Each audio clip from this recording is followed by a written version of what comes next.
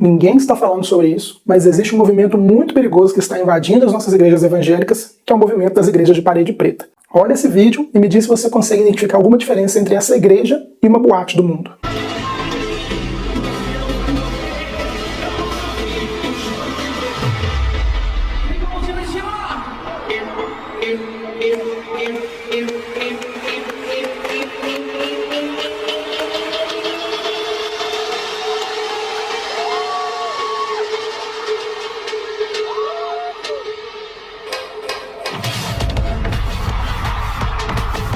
Embora todo mundo saiba o que é uma igreja de parede preta, já que elas estão explodindo aí nas redes sociais, poucas pessoas estão analisando os efeitos danosos que esse tipo de igreja está causando dentro do evangelicalismo brasileiro. Então nesse vídeo eu quero refletir sobre esse movimento junto com você, para que nós possamos ter dimensão do tamanho do dano que essa igreja já está causando, principalmente nos jovens do nosso país, nos jovens cristãos do nosso país. Você sabia que esse movimento ele tem um foco maior nos adolescentes e nos jovens?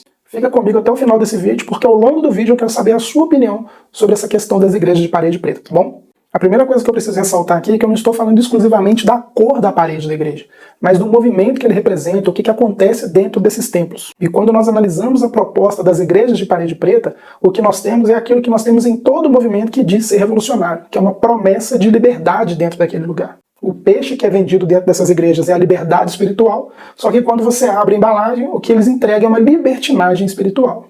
A liberdade que eles prometem nessas igrejas é poder beber sem ser julgado, poder participar de festas como essa aí que eu mostrei no começo do vídeo, que parece uma rave, poder ir para a igreja para poder arrumar namoradinho, arrumar contatinho e por aí vai. E quando nós vamos nos posicionar para tentar falar a verdade, pregar o verdadeiro evangelho, você já consegue imaginar qual que é o tipo de resposta que nós recebemos, né? Ah, você é um legalista, você é religioso, a sua mente está ultrapassada, esse tipo de evangelho que você prega ficou para trás. Então essa é a acusação que essas pessoas usam para poder rebater quando nós vamos tentar pregar a palavra para essas pessoas. A principal afirmação que nós temos dentro desses tipos de ambiente, das igrejas de parede preta, é que lá eles são livres para poder cultuar a Deus do jeito que eles querem. Não do jeito bíblico, mas do jeito que eles querem. E é justamente por isso que esse tipo de ambiente é totalmente atrativo para essas pessoas, principalmente os jovens e os adolescentes. Nesses lugares não existe apreço à pregação genuína do evangelho, a pregação verdadeira da palavra de Deus. A teologia é totalmente descartada. Quando se usa a Bíblia, é com base em frases de efeito, é com base de afirmação sobre a vida da pessoa. Nós temos o queridinho dessas igrejas, que é o David Leonardo, dizendo que nós somos o ponto fraco de Deus. Posso te mostrar uma coisa pela palavra? Quando se trata de você, se trata do ponto fraco de Deus. Recentemente apareceu na internet o vídeo desse pastor, dá uma olhada no que ele fala. Você é uma estrela e Deus te chamou para brilhar e ninguém vai apagar o nosso brilho. Eu sou uma estrela. Estrela de Hollywood é pouco, irmão. Eu sou uma estrela. Tá muito estrelinha só. Tá na Bíblia? Tá. Vamos ler a Bíblia? Abre comigo, Gênesis capítulo 15, por gentileza, versículo de número 5. Deus manda a Abraão e leva para fora e dizendo assim para Abraão: Abraão, levanta para fora da tenda e disse: olha para o céu, conte as estrelas. Se é que pode contá-la. E prosseguiu: assim será a sua descendência. Quem é a descendência de Abraão? Nós. Esse vídeo é só um exemplo do que é feito nessas igrejas. Esse vídeo representa aquilo que nós chamamos hoje de teologia coaching, que é amplamente empregado dentro desses movimentos. A teologia bíblica, a teologia verdadeira, como eu disse, é totalmente dispensável, é jogada fora. E o que se usa nesses lugares é a teologia coaching. E quando nós analisamos as pregações da teologia coaching, o que ela faz é valorizar o indivíduo, valorizar as experiências do indivíduo. Por isso, dentro desses ambientes, nós vemos ali as luzes apagadas, algumas luzinhas parecendo luz de boate colorida ali piscando no fundo. Existe um grande investimento em contratar cantores gospel, pessoas famosas para poder ministrar nesses lugares, pregar nesses lugares, para dar a entender que aquele lugar é especial, para dar a entender que aquele lugar ali é um lugar que realmente existe a presença de Deus. Só que muito longe disso, as pessoas estão sendo induzidas por essa teologia coaching apenas a valorizar a emoção em detrimento daquilo que o evangelho verdadeiro prega para nós. Se Jesus diz que quem quer ir após ele deve negar a si mesmo, tomar a sua cruz e segui-lo, o que nós temos nesse ambiente, nesse tipo de ambiente das igrejas de parede preta é: venha como está e permaneça como quiser. Aqui ninguém vai te julgar, aqui ninguém vai pregar o verdadeiro evangelho para você, aqui você não será confrontado e você vai poder viver como você quiser. Eu me lembro de uma vez em que eu fui numa igreja dessas, num período que eu fiquei sem igreja, porque a igreja que eu congregava fechou na época da pandemia, e ao meu lado estava um jovem abrindo o Instagram ali, vendo fotos de uma mulher quase que totalmente nua, só com roupas de ir pra praia, e ali dentro do momento do culto.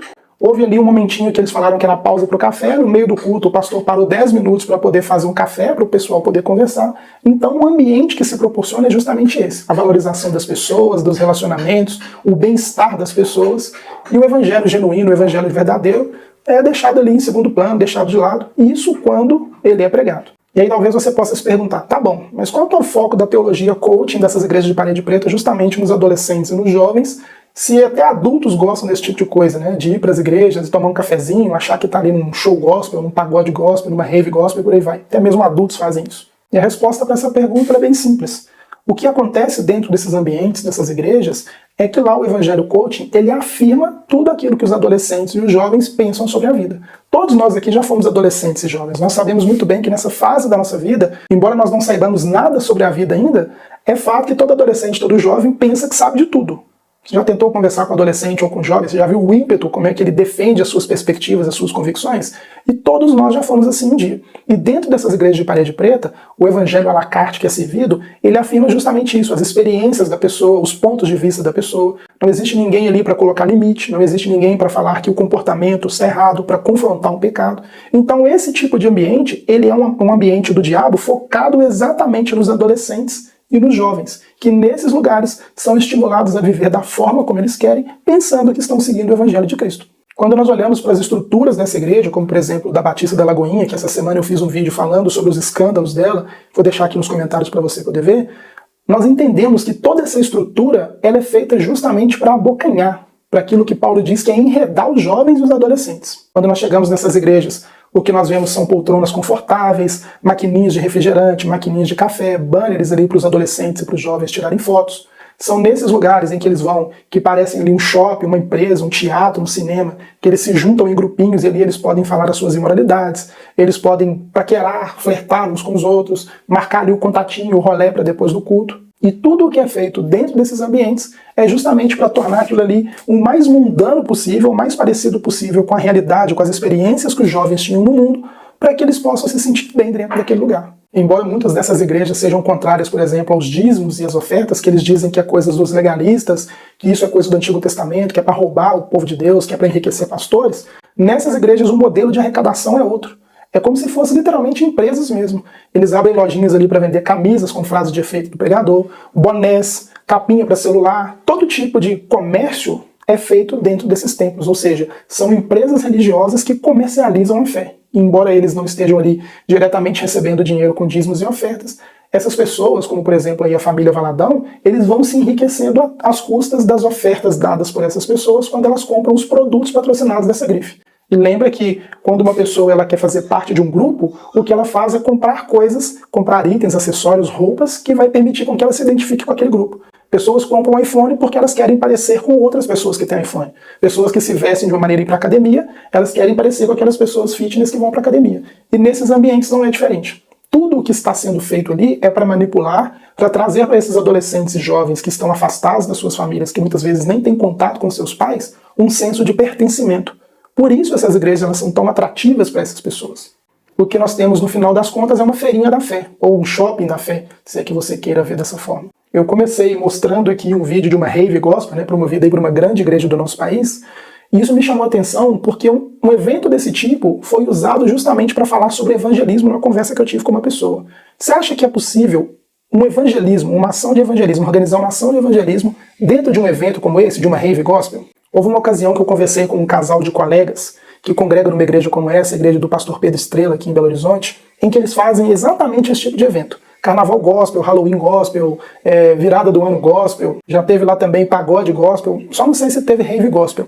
E a argumentação que esse casal de jovens falou para mim, para minha esposa, é que esses tipos de evento eram usados para evangelizar pessoas. Aí eu te pergunto, você consegue imaginar o apóstolo Pedro, o apóstolo Paulo, ou até mesmo nosso Senhor e Salvador Jesus Cristo promovendo uma festa mundana dentro da igreja para poder evangelizar pessoas? Você consegue imaginar os apóstolos do Senhor, na época da igreja primitiva, promovendo esses tipos de evento para trazer pessoas para a igreja? Trazendo o mundo para dentro da igreja para tornar essas igrejas mais atrativas? Bom, parece muito pior quando você coloca desta forma. Esse tipo de expressão de fé dessas igrejas de parede preta E essas defesas, esses argumentos que os membros deles trazem para poder defender tudo que é feito nesses lugares, mostram exatamente o ponto que eu estou trazendo para vocês. O foco que eles têm em adolescentes e jovens, porque são pessoas manipuláveis, são pessoas que validam a vida de acordo com as suas experiências particulares, não de acordo com o Evangelho, e acabam promovendo esse tipo de bizarrice. Nos seminários teológicos dessas igrejas, como por exemplo o Carisma, ou então a Universidade do Discípulo, que dessa igreja metodista que eu estou falando com vocês aqui de Belo Horizonte, o que se faz não é um ensino verdadeiro, um ensino decente da palavra de Deus, mas uma manipulação, uma doutrinação das pessoas para que elas coloquem o entendimento da igreja, a visão da igreja, acima da pregação das Sagradas Escrituras. Quando nós olhamos para as Sagradas Escrituras, nós vemos, por exemplo, o apóstolo Paulo falando a Timóteo que haveria um tempo em que as pessoas não iriam mais suportar ouvir a sã doutrina e que elas iam passar a constituir mestres e pregadores que iam falar exatamente aquilo que elas querem ouvir. E na minha opinião, eu arrisco dizer que esse tempo chegou. E ele se revela exatamente a partir da Igreja das Paredes Pretas. O risco de tudo isso, como eu já falei aqui no vídeo, inclusive, é que esse modelo de gerir igreja, de fazer evangelho, ele está se tornando bastante atrativo para muitas igrejas que, inclusive, são igrejas tradicionais. Esse evento mesmo que eu mostrei da Rave Gospel aconteceu a partir de uma igreja Assembleia de Deus. Mas nós vemos isso, por exemplo, em igrejas presbiterianas, que eles chamam aí de Presbyterian Churches, ou até mesmo igrejas batistas, como é o exemplo que eu dei aqui da Igreja Batista da Lagoinha, e muitas outras que fazem isso, e até mesmo algumas igrejas independentes que são conhecidas historicamente por defender o Evangelho de Cristo.